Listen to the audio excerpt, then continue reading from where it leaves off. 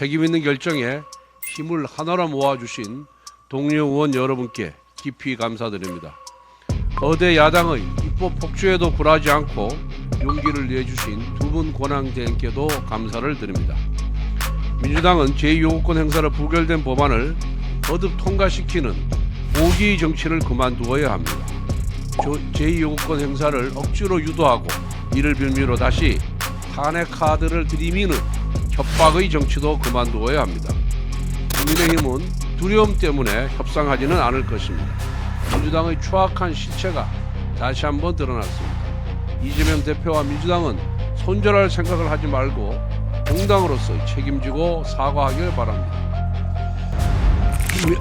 국민의힘은 한덕수, 최상목 권한대행이 고민과 숙고를 거듭해 제의를 요구한 8개 법안에 대해서 당론으로 부결을 결정했습니다. 그리고 어제 본회의 표결 결과 모두 부결되었습니다. 이는 오로지 헌법 정신과 국가의 미래만을 생각한 정부와 여당의 결단입니다. 책임 있는 결정에 힘을 하나로 모아주신 동료 의원 여러분께 깊이 감사드립니다. 거대 야당의 입법 폭주에도 굴하지 않고 용기를 내주신 두 분 권한대행께도 감사를 드립니다. 민주당은 제2요구권 행사로 부결된 법안을 거듭 통과시키는 오기 정치를 그만두어야 합니다. 제2요구권 행사를 억지로 유도하고 이를 빌미로 다시 탄핵 카드를 들이미는 협박의 정치도 그만두어야 합니다. 국민의힘은 두려움 때문에 협상하지는 않을 것입니다. 동시에 부결 법안에서 독소조항을 걷어내는 논의 역시 두려워하지 않을 것입니다. 헌법의 틀 안에서 쌍특검에 대한 실효성 있는 입법 논의를 시작하겠습니다. 지난 8일 윤석열 대통령 측은 수사와 관련하여 기소하거나 사전영장을 청구하라고 밝혔습니다. 즉 적법 절차의 요건이 구비되면 재판에 적극 임하겠다는 입장인 것입니다. 현재 서부지법의 영장은 형사법 137조를 근거로 군사상, 공무상 비밀 장소 수색의 필수적인 책임자 승낙을 무력화했습니다. 그런데 이 형사법 137조는 기소된 피고인에 대해서만 적용됩니다. 지금 윤석열 대통령은 기소된 피고인이 아닌 기소 전 피의자 신분입니다. 기소 전 피의자에 대한 수색은 형사법 216조의 적용을 받습니다. 이 경우에는 군사상, 공무상 비밀장소 수색에 있어서 반드시 책임자 승낙이 필요합니다. 즉 서부지법이 발부한 수색영장은 기소 후 피고인과 기소 전 피의자에 따라 다르게 적용되어야 할 법조문을 교묘하게 이어붙어서 왜곡한 것입니다. 주권자인 국민 다수가 선출한 대통령에 대한 탄핵은 그 절차에 있어 한치의 오류도 용납할 수가 없습니다. 무엇보다 적법 절차의 흠결로 인해 경호처와 수사기관 간의 물리적 충돌까지 발생하는 것은 그 자체로 법치주의의 위기이며 국격의 추락입니다. 이미 대통령 측이 수사 협력 의사를 밝혔습니다.